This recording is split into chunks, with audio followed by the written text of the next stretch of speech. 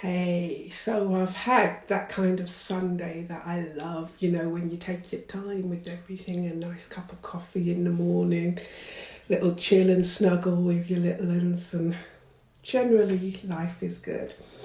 But then I started thinking about my planning for the week, and it dawned on me we are using technology more and more to drive the way that we teach. It becomes quite a big part of our planning, and it's called data.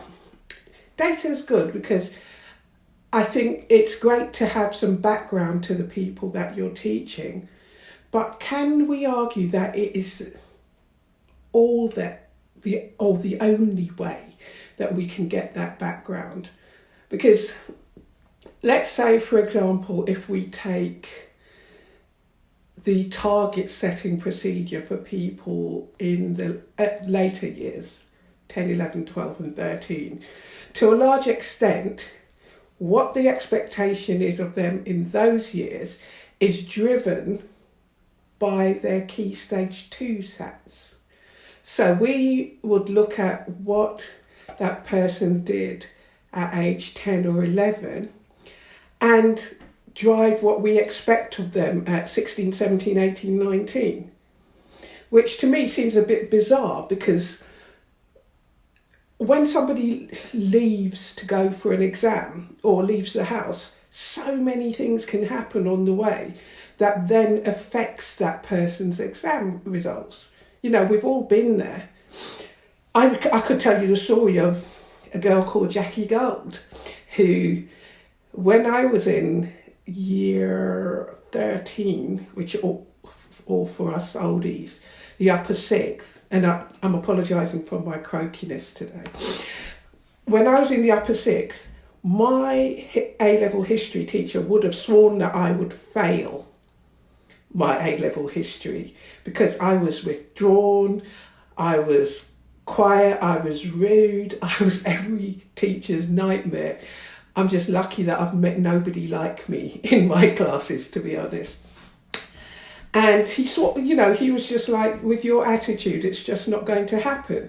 But then he didn't know, because in those days, data wasn't as available. Everything else that was happening to me, all he knew was that, hello, Dirk. All that he knew was that I was a moody teenager. He wasn't really clear on everything else that happened. For example, in our house lived my mum, my dad, 4 brothers, 2 sisters, my granddad, my uncle, my godmother and their partner. That's a lot to live in when you're doing exams, lots of chaos for heaven's sake. So, but the data that he had only had the fact that I was in the top 10% in the country for results at age 10 or 11.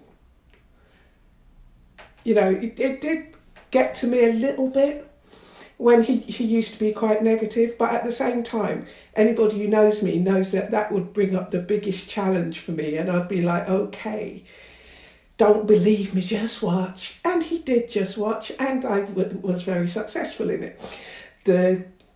Unfortunately, we've since lost one of the other boys who was in the A-level history class, but one of them, Mark Morris, will remember this well. We talk about it regularly. But going back to data now. Hi, Anna. Going back to data. Data is useful to a certain extent, I'd say. It's useful to give some context, but I think it's still important for us as teachers to make that time to actually get to know each student and what is happening in their lives and what potential context there is that could affect their outcomes, so that we can give them that little extra lift. Everybody needs a lift up at some point in their life.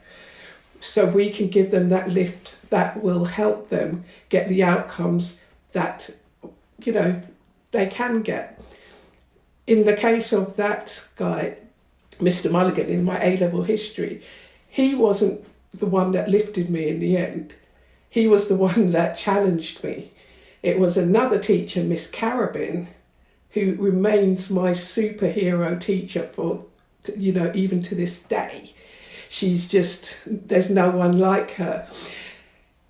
She was the one who lifted me and made me feel like I could do anything, no matter what else was happening. And I make a point in my teaching these days to do the very same. Everybody in the room, and I mean everybody, gets attention from me. I make sure that I watch carefully. I'm not just listening to what they're saying, I'm watching them as well. And I'm spending the extra time to talk, good old-fashioned talking, good old-fashioned listening. Call it a supplement to data, because data has to be challenged. Now, I'm not knocking technology. In no way am I knocking technology, because technology changes. Times have moved on. We're not all pen and feather pens and paper and things anymore. And technology does help teaching in many ways, because it sort of opens up those